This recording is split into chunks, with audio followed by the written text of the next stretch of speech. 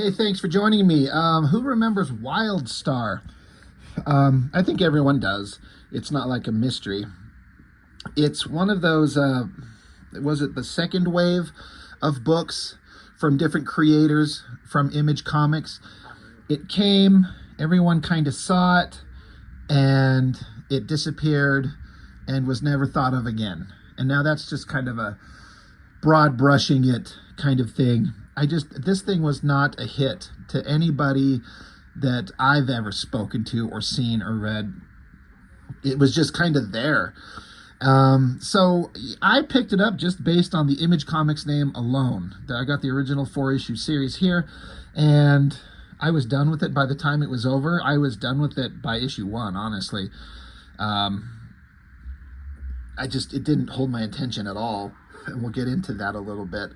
But from what I read, if I remember correctly, I was doing some reading, and if I read it correctly, that there was this 4-issue series, and then there was a regular series that only went 3 issues and then was canceled.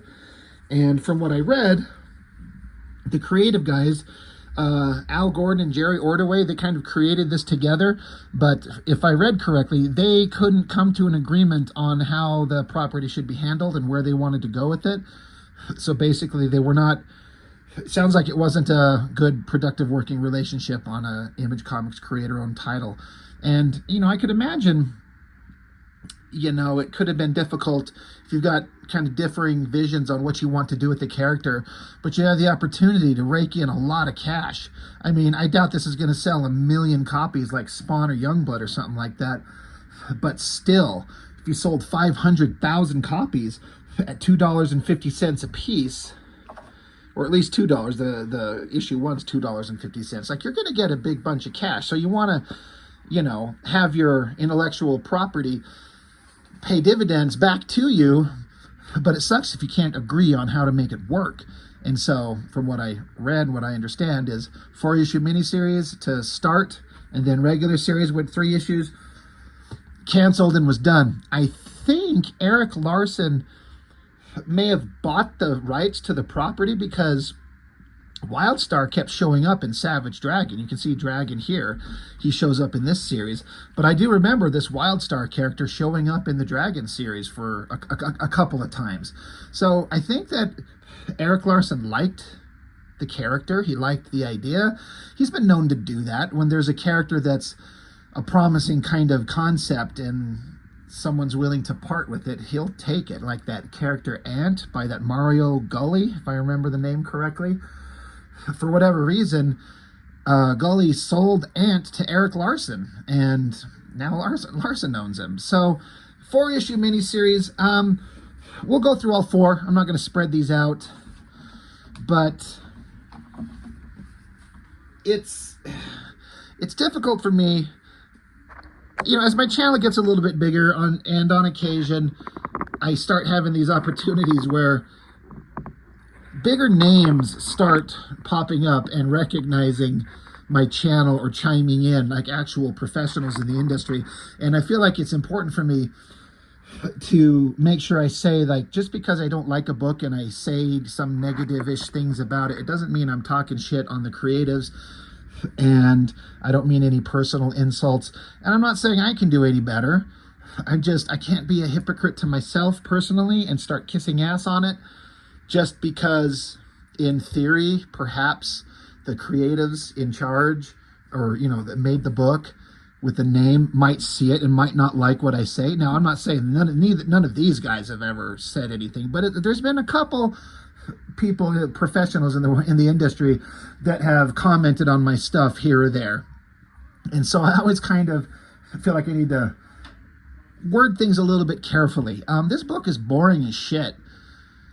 It feels like the creative guys, I don't know anything about them really, but it felt to me like the vibe that I got from it when it came out, and I still kind of have the same vibe, is that it felt like a couple of older guys from the old guard of comic creatives from DC Comics trying to make an edgy, modern 90s Image comic, and it doesn't work. I mean, foil covers, blood everywhere, gritted teeth. I know the name Al Gordon. I've heard it as an inker, I think.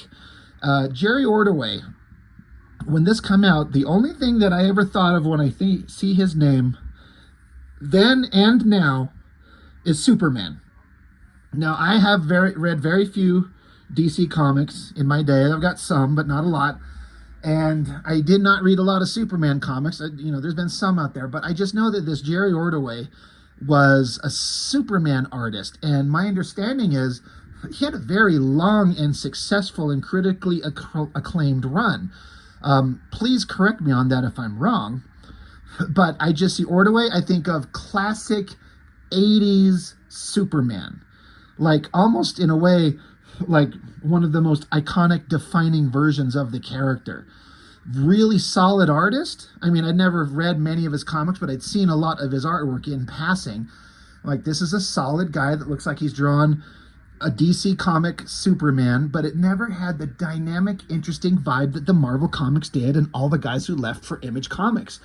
Todd, Jim, Rob, Mark, Wills, Valentino, like Eric Larson, all these guys had this dynamic, interesting, modern edge to them. And Ordway does not. He's incredibly solid, very competent, in a lot of ways, a million times better artist than a lot of the guys for Image Comics in a lot of ways, but the excitement factor is just not there. That's what I felt then, and having kind of looked through these again, still kind of agree with that sentiment. But older me, the guy who draws, I can see how good he actually is. I just don't think a bloody, violent Image comic thing is a thing that these guys were ever going to excel at. Issue 1, March of '93. I always did kind of dig this black and white insert here. It looks really solid. Now, there's just another thing. I say this, I find myself saying this a lot, and this is a personal thing for me. It's a failing on my part. There's so much art where I've seen it where it feels kind of boring, but the instant you remove color and it's black and white, suddenly I'm interested. And I can't tell you why. I don't have a problem with any of the coloring going on here. I mean, Ruben Rude, that name's been around forever as far as I know. It looks fine. This looks like a DC comic. It looks like something from DC Comics, which just had this vibe of old school, old guy, boring shit. And that's probably, no, it's not probably, it's definitely a incorrect assessment. It's just a broad brush of DC Comics with kind of a generic statement that's not going to be entirely accurate. It's just kind of my personal vibe at the time. But, so these guys, Al Gordon, Jerry Ordway, co-creators, penciler, inker, writer, they put together a book. We got a cover with all the blood is raised up. It's three-dimensional. You can touch the raised parts of the blood if that's kind of your thing you're into. I did try to give this a reread, and I couldn't stay invested in it. There's parts of it that are kind of interesting. There's elements that are kind of cool. I could not get into it. And so I'm not going to be able to talk too much about the story. The basic gist of it we'll get. I do have to say, I think the basic design is reasonably cool. This black and white with this mask design coming up over his nose. And then the big red star shape on his chest, which is kind of the it's the wild star, let's kind of explain that. But in the future, guy running through a horrible kind of society, everything's collapsed, everything's horrible. He's being chased down by these other characters. And then big double page spread of all these characters coming down. I always thought, and I still do today, think that this angle, this big giant angle on the guy here, the arm, the anatomy, the way the arm folds into the back muscles and the chest, that's a really good shot. This low angle, the camera is right on the ground looking straight, and that is a perfect angle looking up at him. That is hard to pull off. It is really well done. But I look at these characters, and they look so fucking stupid. They look like boring, quote unquote, edgy characters that the old guard of old comic book creators are trying to create something that fits in this insane bullshit 90s nonsense that everyone's into, with these like half-naked girls and these cyberpunk characters with crazy Mad Max Beyond Thunderdome post-apocalyptic designs. Like, they look stupid. And there's not one thing interesting about them. No, that's not true. There is one thing interesting about one of them. And if you know this series, you might be guessing what I'm talking about. But WILDSTAR, Sky Zero, you got the creative team listed here and there. Why waste the fucking space? I just think they're old school guys doing the classic thing. So, again, I feel bad being kind of shitty about it, but they just look so stupid. Maybe a different artist could make these designs interesting. What would these look like if Jim Lee drew them? Or Liefeld? Or Silvestri? This just doesn't feel like a kind of thing that this Jerry Ordway is going to, like, it's solid storytelling. It's clear. It's easy to read. It's completely competent. He can do all kinds of things that a lot of other famous artists of the day could not do. He's incredibly skilled, but it just doesn't work. And that's just my opinion. So what we will find out here shortly, in short order, is that everybody has these alien parasite slug things on them. I think of them as like this red star on his chest. It looks like a starfish. So I keep thinking of them as like underwater creatures in a way. They're all variations on some kind of alien life form that attaches themselves to the bodies of people, permanently bonding like nervous systems and personalities into one being, giving them all varying degrees of some kind of superhuman abilities of some type. And some of them are on display, obviously. Some are not. Like, there's a guy who's got one on an eye underneath a mask. There's this other guy who's got this giant one on his back, like a giant backpack. It's like a giant crab attached to his back. That is one of the more interesting parts, is that they've got different shapes and different sizes. And some are small, some are big. I don't know how that affects their powers. Here's the weird thing. They put the one alien slug thing right on this girl's pussy. Like, it's right on her crotch. And so she wears an outfit to, of course, be this edgy 90s thing where it's like open at the front, so you can see a whole bunch of titty cleavage, and then it going right down the bottom of her snatch, and then you got this alien slug thing. And I'm like, that's weird. Why would you do that? It's an interesting concept. These things can attach themselves to anywhere on your body. Why did this one go attach itself to her fucking crotch? Like, I'm going to call her Pussyfish from now on, because it's just some weird slug. Can she piss? Can she go to the bathroom? Can she take a shit? Can she fuck somebody? If she does, is it a weird thing for the dude? So, just stick it in. Don't worry, it'll open up its mouth, too. Don't worry, it's got teeth. It won't bite. He bite.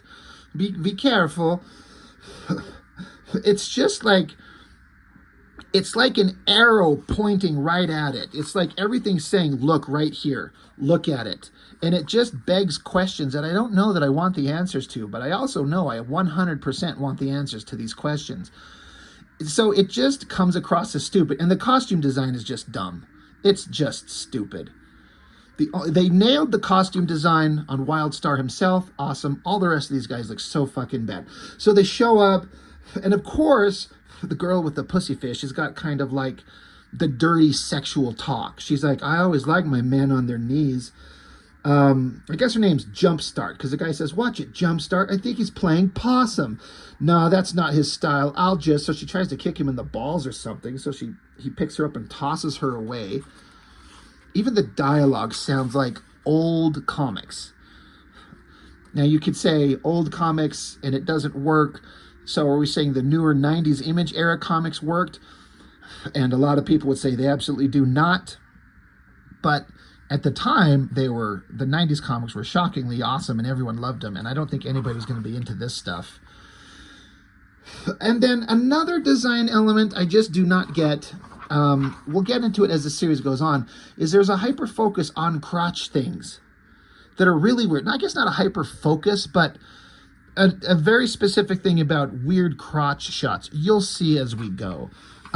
This other guy shows up. I like to start. What is this outfit he's wearing? Look at that. Is that thing coming up under his nuts? The alien slug thing? Or is it the thing on his face? I'm going to say it's the thing on his face. So what's this thing around his underside of his body? Who designs an outfit like that? It's gross and weird. WILDSTAR socks him, grabs him close, and then all the guys are like, holy shit, WILDSTAR's never been this bad, this violent, this mean. So WILDSTAR grabs this guy, and you can see there's this slug thing on his face, his version of this alien race. And so WILDSTAR rips it off, and it shreds the skin off his face. I mean, look at that. That is actually really awesome. There's their edgy part. I'm like, I don't think these guys ever do anything like this in a Superman comic.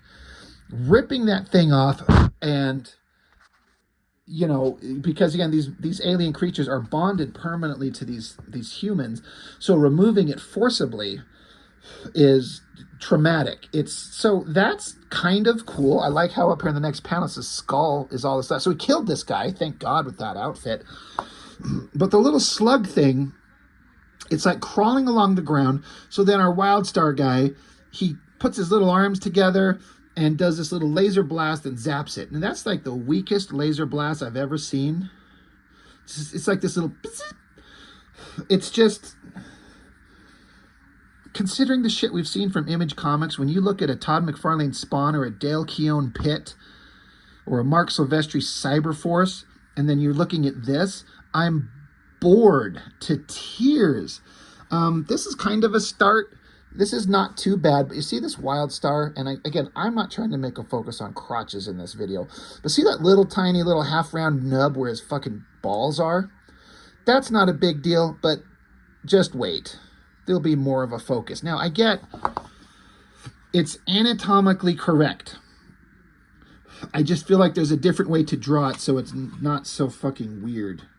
Anyway, I guess it took some energy out of them. Anytime you use a laser blast. So now he's standing there and Pussyfish is going to talk some shit to him. He should never underestimate the powers of a woman. So he punches her right in the fucking face. 1, 2, sends her flying. There's some other dumb, boring character and they're having a little conversation. Meanwhile, WILDSTAR's kicking the shit out of the other guys.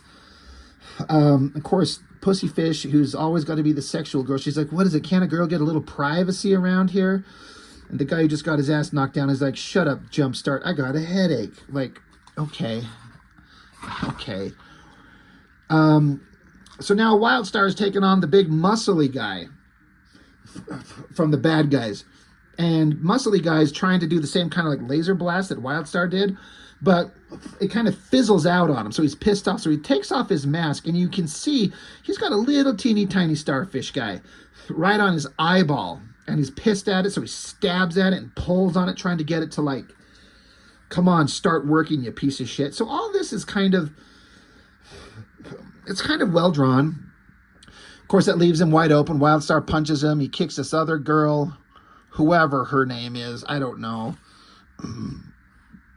WILDSTAR calls them, he says, you're such damn cornballs.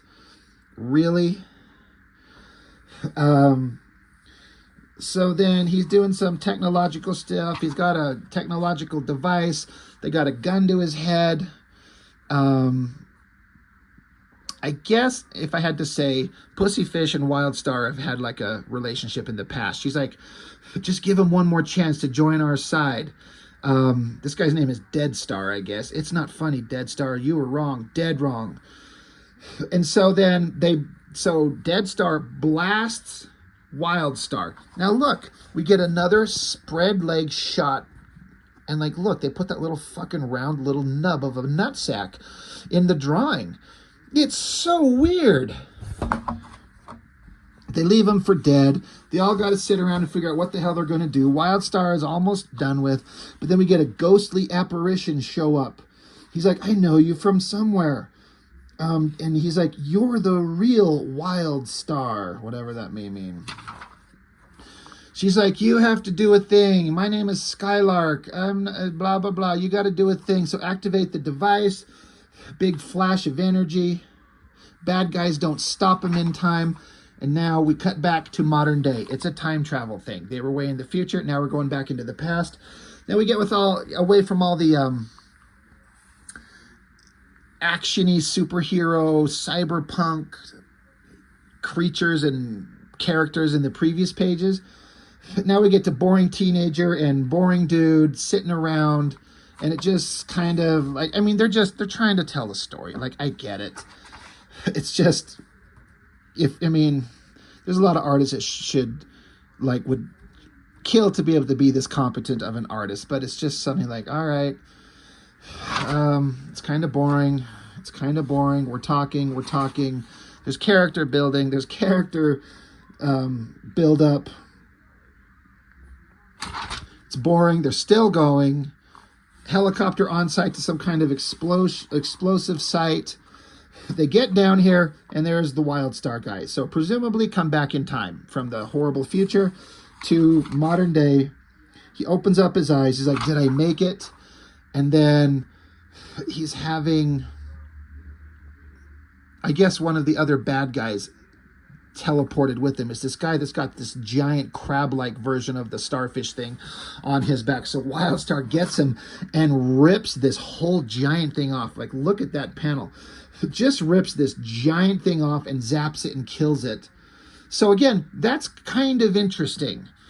I would have been bored with this issue, or this book with issue 1, if it wasn't for a few moments like Girl with the Pussyfish and the little WILDSTAR creature and the big giant one and some of the gore. Like, I'm like, you're kind of keeping my attention. Let's keep going.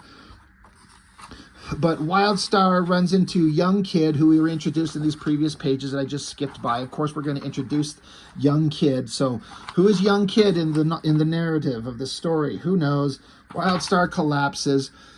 The star creature on his body, when the kid comes up to kind of look at him, reaches out and touches the kid.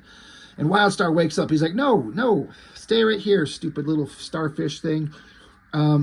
Kid, I need your help. I've come back to find you. Let's get going. And meanwhile, when the kid is helping WILDSTAR get away, WILDSTAR himself is talking to his little red starfish thing. He's like, there, easy boy, it's okay. Don't recognize him, do you? So they keep going, and human guy finds technology, and what's this craziness? And then I guess the bad guys from the future teleported in the past following WILDSTAR, I guess. Look what a bunch of boring character designs. Like, I'm sorry, but I'm like, really, it's just the worst. I don't find any of these interesting at all. So, that's issue 1. It's all fine. Blood Wolf. Remember when we saw his dong recently in that Liefeld book? So that's issue 1. Let's keep going with issue 2. This one started out with what is, to me, the best sequence in the entire series. And we start out with the wordless, silent splash page of WILDSTAR fighting some giant monster thing. And then it just goes on for a couple of pages of, let's see, yeah. It just keeps going and going and going of these, just a silent, wordless, no sound effects, no text box, no dialogue, just a silent scene of WILDSTAR fighting bad guys. And I'm like, this is kind of awesome. This is kind of working for me. So, big monster guy. Look, it doesn't look like he's wearing even any pants. He's got a belt on. So what's covering his dick? Monster guy looks as WILDSTAR socks him a good one. Good superhero poses. Again, I can see this as Superman. Like, this feels like a Superman comic from the 80s. But look, big giant monster guy's just got a little, like, mesh grate covering his dick. It doesn't even fold under. It's just a flat thing to cover his junk. He's got nothing on his ass. So again, another weird, like, crotch focus thing here. This is just odd. Do not get it. Looks like a G.I. Joe Cobra Hiss shows up, starts shooting at him, jumps up on top and starts bending back the ray gun, which causes it to explode. All well drawn. You know, WILDSTAR's being a badass. Alien ships in the air flying, trying to shoot the kid from the previous issue 1. Good running shot. Diving, catching him. Like, the storytelling is all clear as hell. Good action shots. So, you know, I might be talking a lot of shit on certain elements to the art, but it's also portions where it's really good. Saved the kid. He's got to take off, go look, jump up to the ship. He jumps, flies through it. So, okay, so he's tough. Other ship has the ray gun, you know, aimed down at him. WILDSTAR grabs onto it, and then the ray gun has a secondary gun that blasts and catches WILDSTAR right on his, like, side, like his rib cage. Blows a little chunk out of the side of him, including seeing some of his intestines and guts falling out. So he loses his grip, falls, but then grabs on again. Again, his fucking intestines are hanging out, blood gooing everywhere. He gets sucked into the intake of the turbine jet engine, holding on for dear life. His fucking intestines and colon and guts and shit, everything are about getting sucked out of him too, as the turbofan is spinning. Like, this is all good stuff. He's going to fall in. His fingers are digging into the metal. He's holding on for dear life. Even, like, the little squid creature, like, reaches one of its tendrils off and grabs onto the side, trying to help, trying to preserve life here. So that was an interesting element. But down here in the bottom panel, WILDSTAR, he grabs onto the creature, rips it off his body, pulls it away with extreme look of pain on his face and just gooing out, and WILDSTAR tosses the creature itself out of the jet intake.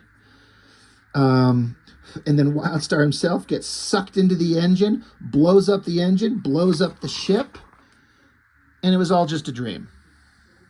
So, what a waste of space for nothing. Except it was really well drawn and pretty dynamic. I love the silent nature of the whole thing, but he's having a dream. So, how many pages did we waste on that? 1, 2, 3, 4, 5, 6, 7, 8, 9 pages. I mean, it's still the best action sequence in the whole book. Everything from here on is like diminishing returns. But they're in a truck. They're trying to get away. Kids trying to help random strange dressed guy from who knows where. And I don't know why I'm helping you. And you're from the future, aren't you? And he's like, you wouldn't believe me if I told you. So let's get out of here. Let's get going. Lots of words, lots of explanation. Look at all the words on these pages. Exposition dump galore. If you're going to take a dump, do it on my chest, not in my comic book. That's gross. So WILDSTAR's like, I gotta get up into the sun. I gotta rest. So take me up to the top of this mountainous peak. While they're climbing, they talk. The kid's like, are you sure a few hours will be fine? Like you said, you need a couple hours up here to recuperate. You look like hell. And the guy's like, no, I'll be fine. Just fuck off. Get lost. This kid's like, all right, well, all right. And then he hears like the sound effect. I don't know if the guy's up there jerking off. It says slurp. So maybe WILDSTAR's up there tugging one out. But he's like ripping off his outfit down to his bare naked ass, tearing the mask off his face. Thank Christ they covered up his dick. You'd think you'd at least see something there. Not that I want to, but if this is Liefeld. And so it all falls to the ground, dissolves. And then he just sits there in the sun and has a look of contentment on his face. He's like, the kid just watched me take my clothes off and he liked what he saw and I liked that he saw that I like what he saw. It's gross. Anyway, I guess this is how he rejuvenates himself. In the sun, he's healed. I guess he's fine. That's how he regenerates. Oh, okay, sure. So now we got all the bad guys talking with some humans and talk. This is the part where I'm just like, I I got so bored reading this stuff. I'm sure it's fine, but they get threatening. The kid shows up. He doesn't know that all these bad guys from the future are here, so, you know, keep it quiet. Don't tell them you know where WILDSTAR is, because that's who they're looking for. There's threats. There's lots of talking. There's bad guys bitch-slapping humans. I guess this is the kid's dad. And then, oh, WILDSTAR's here. He shows up. Now, fight, fight, fight. More fight. Fight, fight, fight. Fight, fight. It just keeps going. It's just, they're in the same room. Of course, Pussyfish, you know, she gets tackled by the kid, and she's like, always figured to be into the rough stuff. So, of course, she's into, like, the dirty sex shit. But why is the girl with the slug on her vagina the dirty girl? They need to pay this off, and I'm almost certain they will not. Fight, fight, fight, fly away. Yeah, so WILDSTAR saved the kid. This is important. It got really boring in the back half of the comic, but the opening scene of it was pretty damn good. I actually liked that a lot. I know I said that. So, yeah, well, that was issue 2. Issue 3, Savage Dragon. Oh, my God. Can you believe it? Savage Dragon's in this. I love Dragon. No one can draw the fin fucking correctly.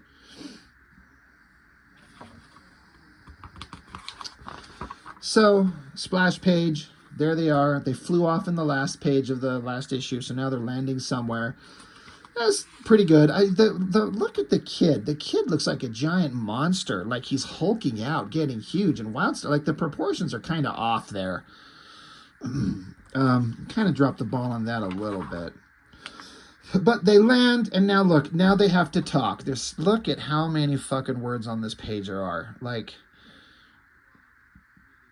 they just go on and on and on. And this is what the future was. Skynet took over. The machines took over everything. Humanity was on the brink of annihilation. And then John Connor came up and taught us how to smash those metal motherfuckers. And now there's time travel, and I'm back here to find the chosen one. Blah, blah, blah, blah, blah. Okay, thank God. Fucking helicopters are come. Shoot us. Please, kill me. Back with the humans. Whatever the fuck. WILDSTAR and the kid. Military copters are coming. Tanks are coming. They're shooting at them. So WILDSTAR has to go smashing tanks. That's pretty good. But out in the middle of nowhere, there's a cop car, and in the back seat is Savage Dragon. Now, this is circa issue 1 or 2 of the Savage Dragon regular series, because the artist put him in big round glasses and that stupid looking like Fu Manchu mustache that Dragon had to start at the beginning of the regular series. So it lets you kind of know exactly where in the timeline this is in regard to the Savage Dragon comics. Right at the beginning of the regular series of Dragon. But of course, WILDSTAR gets flung back, smashes into the car, tackles Savage Dragon. They could start making sweet love right there in the back seat. That'd be awesome. Suddenly you'd have my attention again. Humans doing shit, whatever. Anyway, the cop car is rocking back and forth. Dragon and WILDSTAR are trading punches. WILDSTAR does this awesome, like, full frontal kick to Dragon's face, knocking him almost out the back of the car. WILDSTAR headbutts Dragon right in the face. Dragon can take it, though, because he's a badass. Cop car keeps careening down the road. And then they come to a screeching halt. And so all the soldiers jump out and do fucking... I don't even know what's going on here. But now Dragon and WILDSTAR are sitting there holding hands. And then helicopters are coming and start blasting down. So WILDSTAR smashes one of those. Of course, the sexy girl, quote-unquote sexy girl with the fish for a pussy, shows up to Dragon. And Dragon's susceptible to pussy.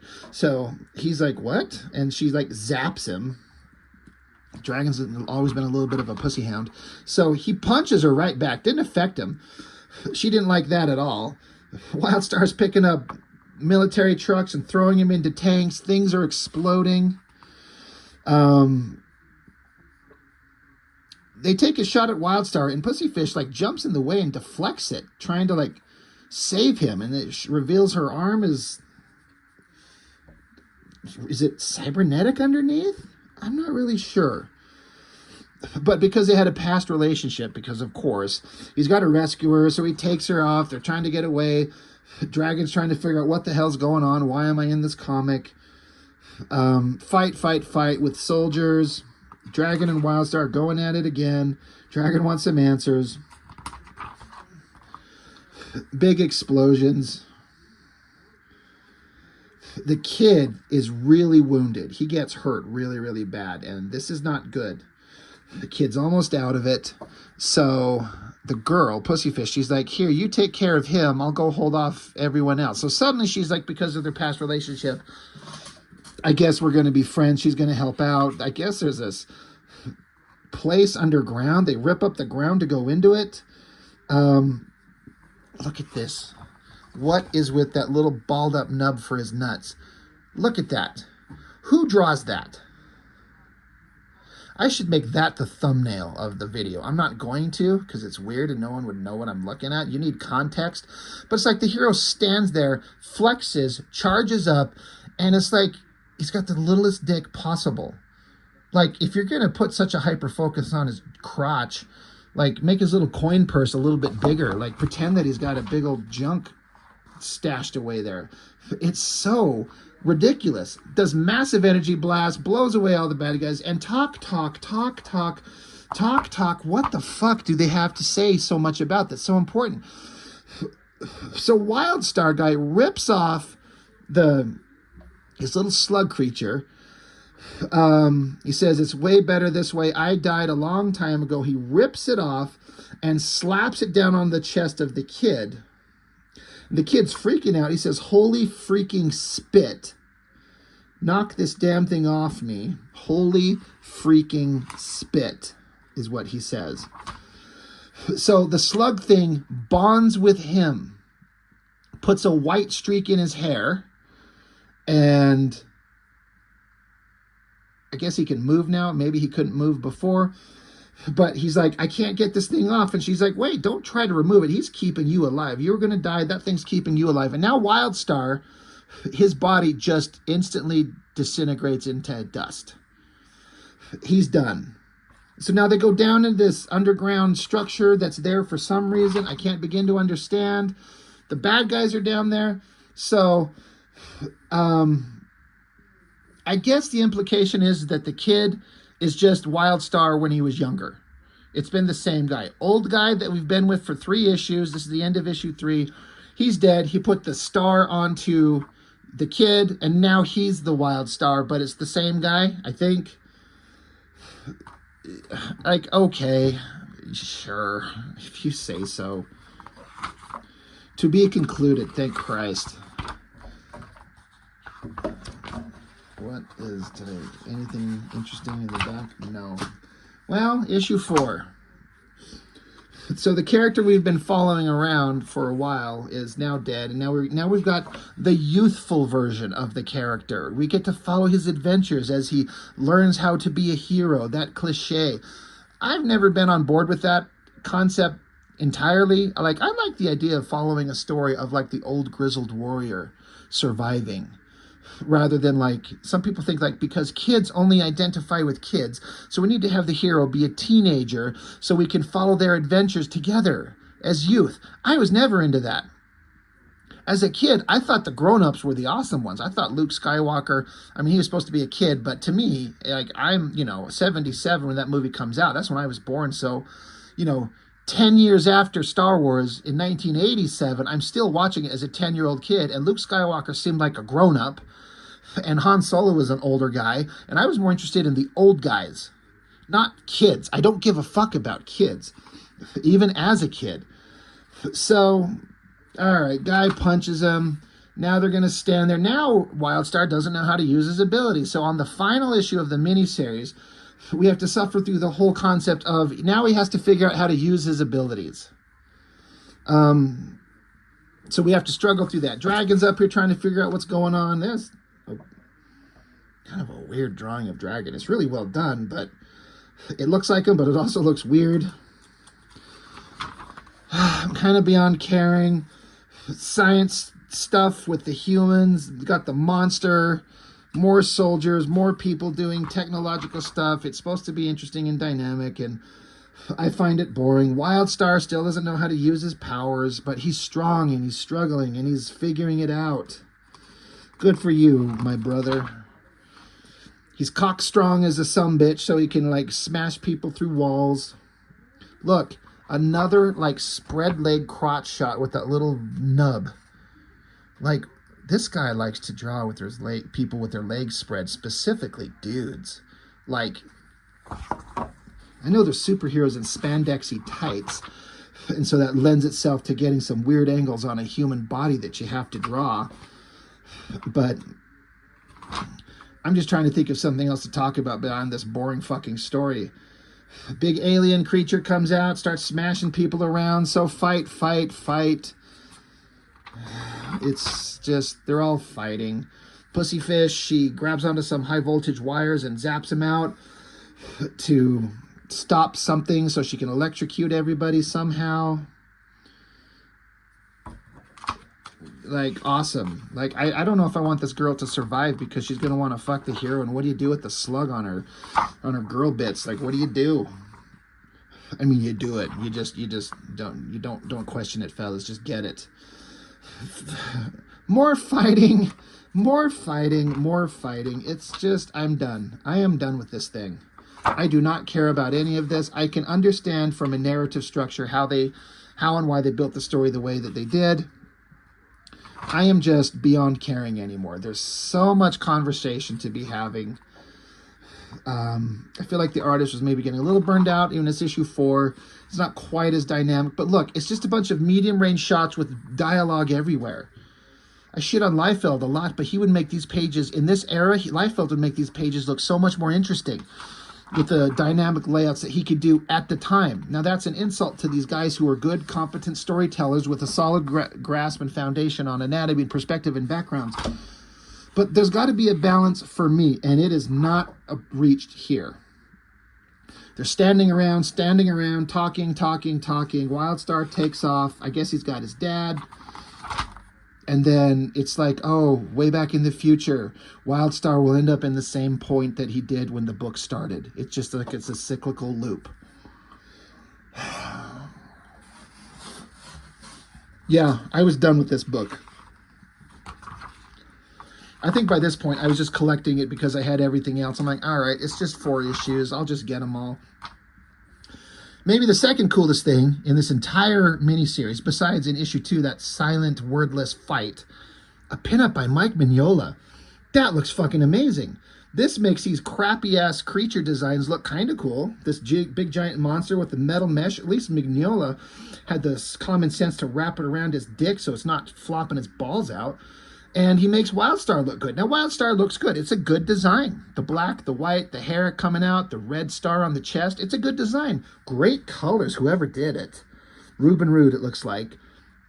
Which is very different from the standard Dave Stewart coloring that you see on a Mignola drawing. That looks great. And even a Keith Giffen drawing, this Trencher style that he would do. I'm pretty sure I've reviewed Trencher. Did not like it at all. Do not like that art style. It's indecipherable. It makes no sense. I know some people liked it for that, but if you like it just because it's weird, I get it, but I want to like read a story about a character and be intrigued. And if I can't decipher what I'm looking at, weird art doesn't carry me, or very rarely. But it works here. This is kind of awesome. This looks kind of cool.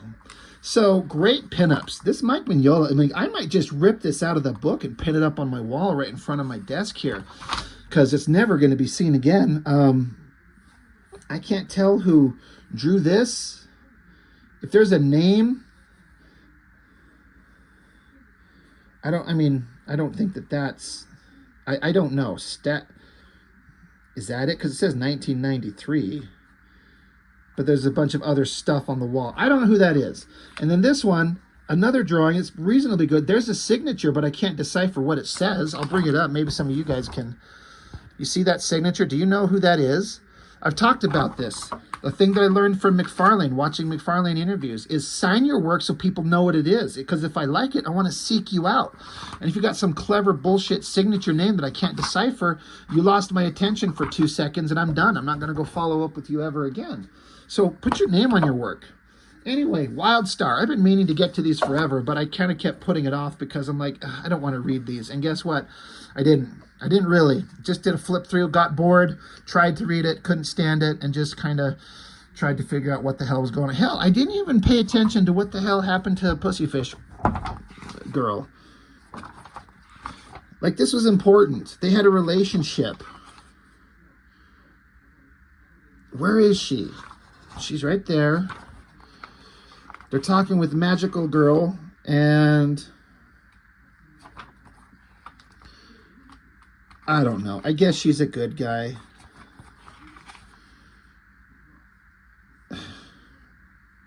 Who cares?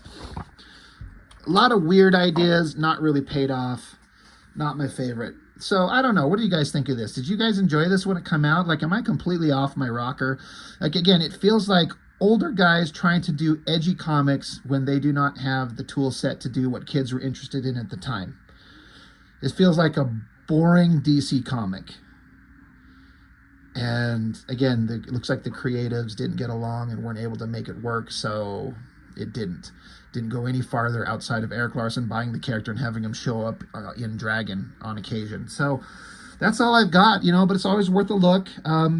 Jerry Ordway's a good artist, for sure. It's just one of those things where you got to have him on the right kind of title to really make it work, and I don't think this was it. I think they tried. It's Image Comics. There's a lot of money to be made. I hope they made a shit ton of money. I hope that these sold and they got a nice big payday. They deserve it. They put it out there. People were buying. I mean, cash in. Fuck it. Why not?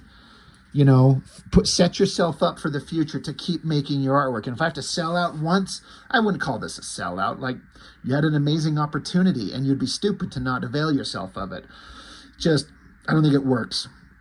Anyway, I guess that's it. That's all I've got for now. So thanks for watching. I appreciate it. I'll see you next time.